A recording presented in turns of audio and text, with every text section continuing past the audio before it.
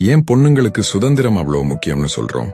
இந்த கேள்விக்கு பதில் தேடினீங்கன்னா அது வெறும் வார்த்தைகள் அடங்காது, அது அவங்களோட வாழ்க்கை. முதல்ல கல்வி. ஒரு பொண்ணுக்கு நீங்க கல்வியை கொடுத்தீங்கன்னா ஒரு தலைமுறைக்கே வெளிச்சம் கொடுத்த மாதிரி. அவ படிச்சு அவளுக்கான உலகத்தை அவளே உருவாக்குவா. அடுத்தது ஒரு நல்ல வேலை. மாசம் பிறந்தா சம்பளங்கிறதுக்கு மட்டும் இல்ல, அவளோட தன்னம்பிக்கையையும் சுயமரியாதையையும் சம்பாதிக்கிறதுக்கு வேலை ரொம்ப முக்கியம்.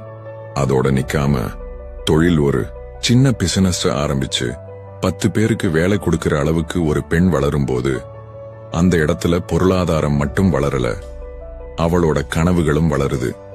அப்புறம் பயணம். தனியா இந்த உலகத்தை சுத்தி வர்றது, அது வெறும் ஊரை பாக்குறது இல்ல, தன்னையே புதுசா பாத்துக்கிறது. ஒவ்வொரு பயணமும் அவளுக்கு புது அனுபவத்தையும் தைரியத்தையும் கொடுக்கும். ஆனா இது எல்லாத்துக்கும் மேல ரொம்ப முக்கியமானது பாதுகாப்பு. ராத்திரி நடுரோட்டில் ஒரு பொண்ணு பயமில்லாம தனியா நடந்து போற நாள் தான் உண்மையான சுதந்திரத்தோட முதல் நாள்.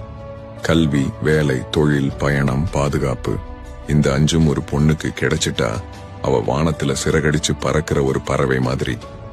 அவளை தடுக்க யாராலையும் முடியாது.